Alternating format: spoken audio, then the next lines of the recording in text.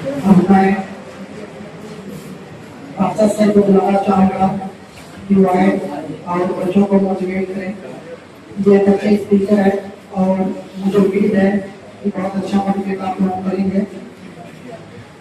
अपने साधुता को मंजिल का पता देता है, ऐसा क्यों खुदा सबको कहा देता है, जानता हूँ है ये बात जमाना सारा, है वो डब्ल्यू जो पत्थर को जमा देता है वो डब्ल्यू जो पत्थर को जमा देता है। इस लाइन के बाद मैं अच्छा सर बनाना चाहूँगा कि अच्छा सराय और बच्चों को मोटिवेट करें। मैं मानना चाहता हूँ कि थोड़ा सा आवाज़ को मतलब निकाल और फिर हमारे बीच स्कूल के मैनेजर और स्कूल के एजुकेशन मिनिस्टर और कमेटी के अंदर और एहतराम और मेरे स्टूडेंट आप सबको मेरी तरफ से अस्सलाम वालेकुम रहमतुल्लाहि व बरकातहू। मैं ये शेर सबसे पहले कमेटी की तरफ कर रहा हूँ और फिर अपनी बात आगाज करता हूँ कि बस्ती कोई सहरा में मिलाने के लिए दे, बस्ती कोई सहरा में मिलाने के लिए दे, कुछ खा हवाओं में उड़ाने के लिए दे, कुछ खा हवाओं में उड़ाने के लिए दे। गर तू है समुंदर, गर तू है समुंदर, कुछ मेरे भी काम आ, गर तू है समुंदर, कुछ मेरे भी काम आ। बस दो बूंद मेरे प्यार बुझाने के लिए दे, बस दो बूंद मेरी प्यार बुझाने के लिए दे। अब मैं आता हूँ अपने बच्चों के लिए, अपने बच्चों की तरफ। और आज मुझे मदद किया गया है इन्हें मोटिवेट करने के लिए, तो मैं दो लफ्ज़ से आपको सामने करता हूँ और मेरी पूरी बात किसी लोग कर रहेगी। पहला, honesty is the best policy, यानी ईमानदारी से काम करना, ईमानदारी से काम करना है। चाहे वो आज हम एड्रा में हैं, एड्रा पब्लिक स्कूल में पढ़ रहे हैं, वहां चाहे आप कहीं भी जाओ दुनिया के किसी कोने में चले जाओ, लेकिन एक बात याद रहे, honesty is the best policy. क्योंकि जब तक आप ईमानदारी से काम करोगे, जब तक आप ईमानदारी से काम करते रहोगे, तब तक आप जिस क्षेत्र में हो, जिस एरिया में हो, जहां पे हो, वहां पे आपकी इज्जत बरकरार रहेगी। अगर आप ईमानदारी को छोड़ दे रहे हो, ऑनेस्टी को छोड़ दे रहे हो, चाहे वो किसी भी भाग में आप चले जाओ, किसी क्षेत्र में चले जाओ, आपकी इज्जत नहीं रहेगी। तो आप अगर अपनी इज्जत चाहते हो, अपना मान सम्मान बढ़ाना चाहते हो, या आप आगे बढ़ना चाहते हो, तो आपको क्या चाहिए? आपको अपना सम्मान चाहिए। और अपना सम्मान आपको कैसे मिलेगा? आपको हार्ड वर्क करने पर मिलेगा, ईमानदारी से मिलेगा। अब सवाल ये पैदा हो रहा है कि ईमानदारी से कैसे मिलेगा? तो उसका जवाब ये है कि अगर हम एग्रा पब्लिक स्कूल से मुंतकिल हो, यानी यहां से हम कहां चले गए? इस एग्रा स्कूल में चले गए, अगर स्टेट में चले गए तो क्या हुआ? वहां जाने के बाद से हम अपने टाइम का, कितनी ईमानदारी से उसका इस्तेमाल करते हैं, कितनी ईमानदारी से उसका इस्तेमाल करते हैं, ये बहुत मायने रखता है। अगर ईमानदारी से हम अपने आप को देखें कि हमने 6 महीना में यहाँ पे सर्विस किया हूँ, अब तक 6 महीना के अनुभव मैंने, अगर मैं अपना खुद देखूं, दूसरे की मैं बात नहीं कर रहा हूँ, पहले खुद पे देखा जाए, मैं 6 महीना में आपको क्या पढ़ाया, क्या लिखाया, क्या समझाया, क्या सिखाया, अगर मैं अपना खुद का देखूं तो मुझे एहसास होगा कि हमने बच्चों के साथ ईमानदारी से काम किया कि नहीं, बच्चों के प्रति मैं ईमानदार हूं कि नहीं। ऐसे ही बच्चे, स्टूडेंट, विद्यार्थी अगर वो कंटिन्यू पढ़ने आते हैं और वो अपना 5 घंटा हमको देते हैं, तो उन्होंने 5 घंटे में हमसे क्या सीखा, तो कभी आपने सोचा इस बात को कि आपने वो 5 घंटा हमको दिया, तो उस 5 घंटे में आपने क्या क्या किया, आपने क्या किया, कभी नहीं किया, कभी नहीं सोचा आपने, कभी सोचा ही नहीं, क्योंकि आपका ब्रेन डैमेज हो गया है। क्यों? क्योंकि जानते हो कभी भी जो है, मैं 6 महीना में बुराई नहीं कर रहा हूं, मैं 6 महीना से आया हूं, 6 महीना में कभी भी इनको जो है मोटिवेट स्पीच नहीं दी, और जब तक नहीं दी जाएगी तब तक कुछ होने वाला नहीं है। चाहिए महीने में, 15 दिन में, 2 महीने में असेंबली क्यों लगाई जाती है?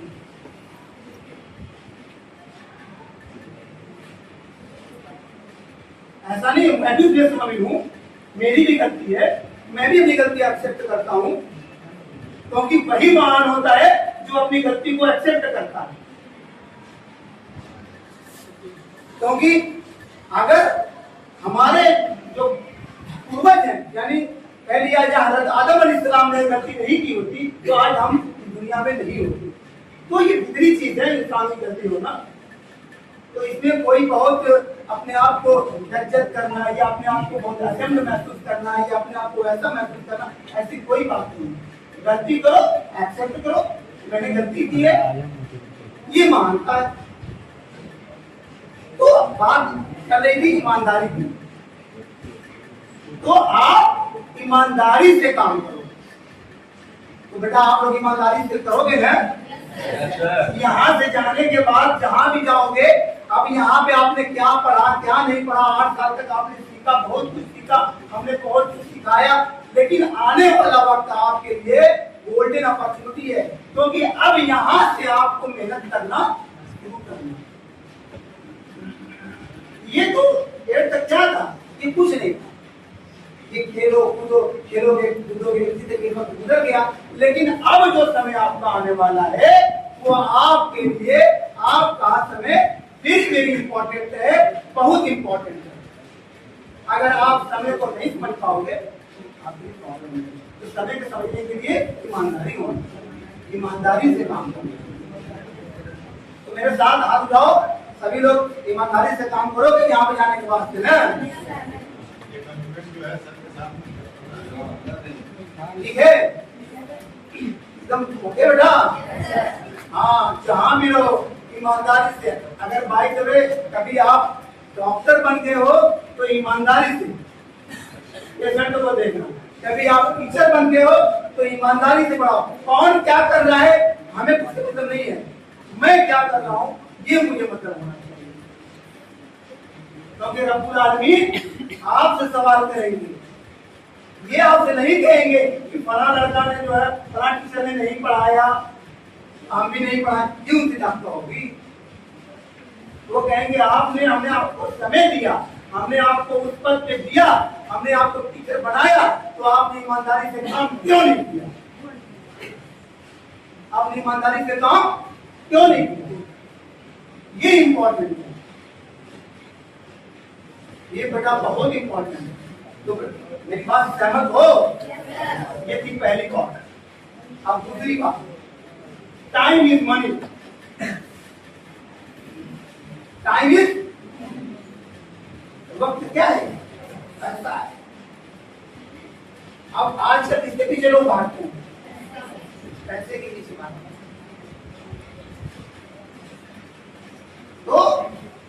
मेरा कहने का मतलब ये हुआ कि क्यों पीछे भागते हैं, क्योंकि टाइम नहीं। हर कोई कहता है 5 मिनट बचा हुआ है, मुझे ये काम करना है, मुझे वो काम करना है, तो लेकिन आपके पास टाइम ही टाइम है। आपने कभी टाइम पर ध्यान नहीं दिया। हमने कहा कि आप बेटा इस चैप्टर को तैयार करके आओ, कल हम आपसे ये चैप्टर सुनेंगे। नहीं हुआ, यार ये पूरा टाइम बर्बाद कीजिए, वेस्ट कर दिया टाइम। टाइम की वैल्यू नहीं, जब टाइम की वैल्यू नहीं, जब टाइम को तुम वैल्यू नहीं दोगे तो टाइम आपको वैल्यू नहीं देगा, याद रहे।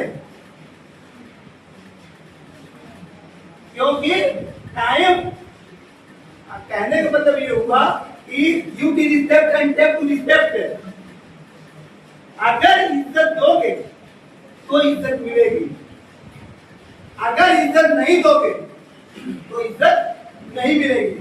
वैसे ही टाइम बोलता है, टाइम इज मनी। टाइम अगर हम आपकी वैल्यू समझते हैं तो आप भी मेरी वैल्यू को समझो।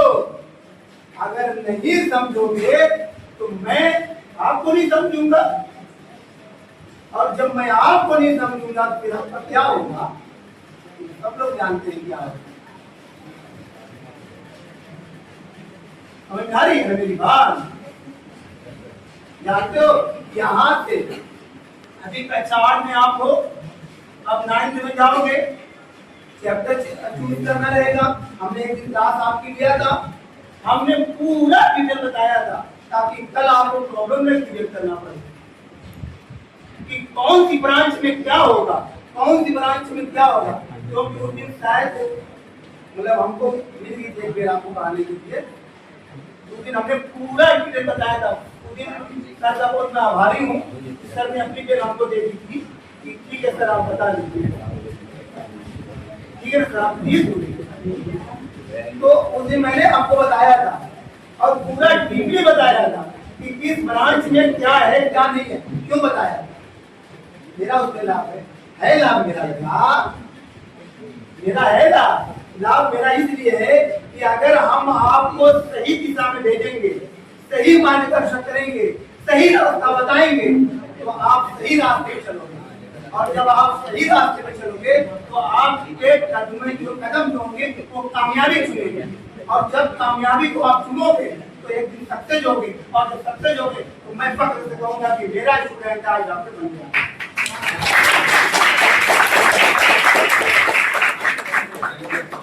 तो ये क्या है, ये सही मतलब ये है कि आपको सही मार्गदर्शन करना। इसीलिए मैंने बहुत बताया कॉमर्स में क्या होगा, उसके बाद जो है बायो से क्या होगा, आपका मैथ से क्या होगा। मैंने सारी डिग्री को एकदम जोड़ के आपके सामने रखा था ना बेटा। तो उसके लिए आपको तो आप लोग टाइम का बेटा बहुत महत्वपूर्ण है, क्योंकि आज तक पढ़े आप लोग 12 साल 13 साल के बच्चे हो गए, आपकी टाइम चली गई, लेकिन आने वाला वक्त जो आपके लिए है वो बहुत इम्पोर्टेंट है। मैं सभी लोगों से यही रिक्वेस्ट करूंगा, मेरा यही कहना है कि अगर आपको जिस विभाग में जाना है, अगर टीचर विभाग में जाना है तो आप उस लेवल से पढ़ाई करें। अगर डॉक्टर विभाग में जाना है तो अभी से काल करे तो आज करे तो अब अगले हो पौड़ी करेगा तब। यानी आप जो है जो काम कल करना है उसको आज ही करो। कैसे करोगे? क्योंकि मैं थोड़ा बहुत जानता हूँ, उतना नहीं जानता हूँ, थोड़ी सी जानकारी मुझको भी है कि अगर नीट की तैयारी करना है तो उसमें जो है आपका साइंस का पूरा फोकस रहता है। ऐसा नहीं है कि वो बहुत अलग से आता है, उसके लिए अलग है, वो एक तरीके से कह लीजिए कि हवा बन गई। अगर आप इसमें कुछ बच्चे ऐसे भी थे जो हमसे कहे थे कि हम नेट की तैयारी करेंगे, माशाअल्लाह अल्लाह तबारक तआला उनको ध्यान नसीब करें और वो नेट की तैयारी करें। लेकिन उसके लिए जरूरी, दोनों के लिए जरूरी यही है कि आप अभी से जितने भी एमसीक्यू क्वेश्चन है, एनसीईआरटी पैटर्न, सीबीएसई पैटर्न जो भी दिया हुआ है, सारे क्वेश्चन को अभी से पढ़ना शुरू करें। और एक आप नोट्स तैयार करो एमसीक्यू का, और वो नोट से इतना इंपॉर्टेंट होगा आने वाले भविष्य में आपके लिए कि आप कहोगे कि वाकई में आरएसएस सर की बात सही थी। तो आप लोग ऐसा करोगे, ऐसा करोगे? मेरे साथ सहमत हो मेरी बात से? सहमत हो है? चलिए अल्लाह का शुक्र है कि आप लोग मेरी बात से सहमत हैं। और मैंने बहुत सुना कह कर थोड़ी सी बात मैंने कही आप लोगों से, दो बातें हमने कही, और उन दो बातों को हमेशा आप लोग लगे रहना। कि फर्स्ट बात मैंने कहा कि honesty is the best policy, और सेकंड बात मैंने कहा कि टाइम इज मनी। अब जाते जाते एक शेर आपके लिए कि बुलंद हौसले, बुलंद हौसले साहिबे वकार रहो, बुलंद हौसले साहिबे वकार रहो, मेरी मेरी यही दुआ है, मेरी यही दुआ है कि शोहरत पे बरकरार रहो, मेरी यही दुआ है कि शोहरत पे बरकरार रहो, बुलंद हौसले साहिबे वकार। अब मैं जाते जाते अपना तमाम जो कमेटी मेंबर्स हैं और जो साथी हैं मैं बहुत आभार करता हूँ आप लोगों का कि आप लोगों ने मुझे बोलने का अवसर दिया है, और मैं अपनी बात को, अपनी बात को यहीं पे खत्म करता हूँ। अस्सलाम वालेकुम।